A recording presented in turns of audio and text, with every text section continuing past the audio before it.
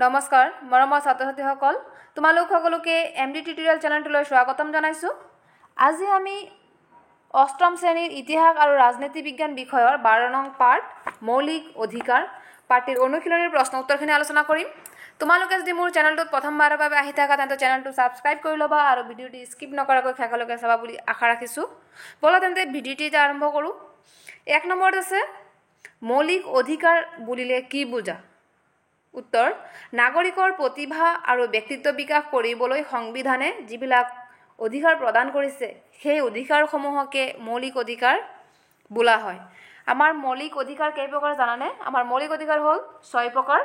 সেইকেইটা হ'ল ক্ষমতাৰ অধিকাৰ, স্বাধীনতাৰ অধিকাৰ, শোষণৰ বিৰুদ্ধে অধিকাৰ, শিক্ষা আৰু সাংস্কৃতিক অধিকাৰ, ধৰ্মীয় স্বাধীনতাৰ অধিকাৰ আৰু সংবিধানৰ প্ৰতিকাৰৰ অধিকাৰ। ক নম্বৰ কোন দেশত প্ৰথমে মৌলিক অধিকাৰ ধাৰণাৰ জন্ম হৈছিল? উত্তৰ আমেৰিকা যুক্তৰাষ্ট্ৰত প্ৰথমে মৌলিক অধিকাৰৰ ধাৰণাৰ জন্ম হৈছিল। গ নম্বৰ সংবিধানৰ কিমান নং অনুচ্ছেদৰ ভিতৰত মৌলিক অধিকাৰসমূহৰ উল্লেখ আছে?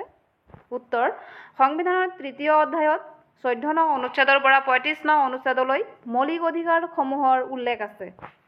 ঘ নম্বৰ ভাৰতৰ সংবিধানৰ সম্পত্তিৰ অধিকাৰটো কোন চনত বিলোপ কৰা হয়? উত্তৰ ভাৰতৰ সংবিধানৰ সম্পত্তিৰ অধিকাৰটো 1978 চনত বিলোপ কৰা হয়।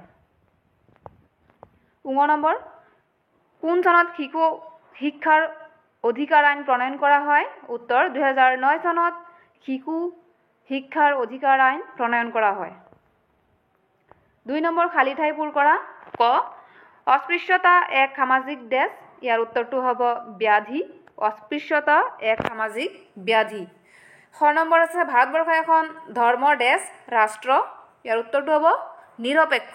ভাৰতবৰ্ষ এখন ধৰ্ম নিৰপেক্ষ ৰাষ্ট্ৰ। গ নম্বৰ মৌলিক অধিকাৰসমূহ সংবিধানৰ এক অবিচ্ছেদ্য দেশ। ইয়াৰ উত্তৰটো হ'ব অংগ। ঘ নম্বৰ মৌলিক অধিকাৰ নাগৰিকৰ দেশ বিকাশত সহায় কৰে। ইয়াৰ উত্তৰটো হ'ব ব্যক্তিত্ব। মৌলিক অধিকাৰ নাগৰিকৰ ব্যক্তিত্ব বিকাশত সহায় কৰে। 3 নম্বৰ আছে শুদ্ধ উত্তৰটো বাছি উলিওৱা। ক নম্বৰ দেশৰ জৰুৰীকালীন অৱস্থাত নাগৰিকে সকলো মৌলিক অধিকাৰ উপভোগ কৰিব পাৰে নোৱাৰে? উত্তৰ দেশৰ জৰুৰীকালীন অৱস্থাত নাগৰিকে সকলো মৌলিক অধিকাৰ উপভোগ কৰিব নোৱাৰে। খ নম্বৰ মৌলিক অধিকাৰৰ পৰা নাগৰিকসকল বঞ্চিত হ'লে ন্যায়ালয়ৰ ওচৰ চাপিব পাৰে নোৱাৰে? উত্তৰ মৌলিক অধিকাৰৰ পৰা নাগৰিকসকল বঞ্চিত হ'লে ন্যায়ালয়ৰ ওচৰ চাপিব পাৰে। গ নম্বৰ আইনৰ দৃষ্টিত ৰাষ্ট্ৰপতিৰ পৰা বনোৱালৈকে সকলো সমান হয় নহয়?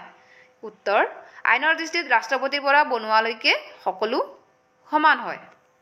ঘ নম্বৰ চৰকাৰী সাহায্যপ্ৰাপ্ত শিক্ষানুষ্ঠানত সকলো ছাত্ৰ ছাত্ৰীয়ে শিক্ষা গ্ৰহণ কৰিব পাৰে নোৱাৰে? উত্তৰ চৰকাৰী সাহায্যপ্ৰাপ্ত শিক্ষানুষ্ঠানত সকলো ছাত্ৰ ছাত্ৰীয়ে জাতি ধৰ্ম বৰ্ণ নিৰ্বিশেষে সকলোৱে শিক্ষা গ্ৰহণ কৰিব পাৰে। ঙ নম্বৰ সকলো ভাৰতীয় নাগৰিকে নিজৰ ভাষা সংস্কৃতি ৰক্ষা কৰিব পাৰে নোৱাৰে? উত্তৰ সকলো ভাৰতীয় নাগৰিকে নিজৰ ভাষা সংস্কৃতি ৰক্ষা কৰিব পাৰে। 4 নম্বৰ সংবিধানত মৌলিক অধিকাৰসমূহৰ অন্তৰ্ভুক্ত কৰাৰ কাৰণ কি লিখা? উত্তৰ সংবিধানত মৌলিক অধিকাৰসমূহ অন্তৰ্ভুক্ত কৰাৰ কাৰণবোৰ হৈছে ক মৌলিক অধিকাৰসমূহৰ অবিহনে নাগৰিকৰ ব্যক্তিত্ব বিকাশত বাধাৰ সৃষ্টি হয়। খ নম্বৰত আছে মৌলিক অধিকাৰে চৰকাৰৰ স্বেচ্ছাচাৰিতাত বাধা প্ৰদান কৰি জনসাধাৰণৰ স্বাধীনতা সুৰক্ষিত কৰে। গ নম্বৰ মৌলিক অধিকাৰসমূহৰ উপভোগ কৰাৰ ক্ষেত্ৰত কোনো বৈষম্য নথকাৰ বাবে জাতি ধৰ্ম ভাষা বৰ্ণ নিৰ্বিশেষে নাৰী পুৰুষ উভয়েই এই অধিকাৰসমূহ সমানে উপভোগ কৰিব পাৰে। মৰমৰ ছাত্ৰ ছাত্ৰীসকল আজিৰ ভিডিঅ'টি ইয়াতে সমাপ্ত হৈছে। ভিডিঅ'টি চাই ভাল পালে লাইক কৰিবা আৰু এতিয়ালৈকে যদি মোৰ চেনেলটো ছাবস্ক্ৰাইব কৰা নাই তেন্তে চেনেলটো ছাবস্ক্ৰাইব কৰি ল'বা। লগতে ভিডিঅ'টি তোমাৰ বন্ধুবৰ্গৰ সৈতে শ্বেয়াৰ কৰি দিবা। ধন্যবাদ।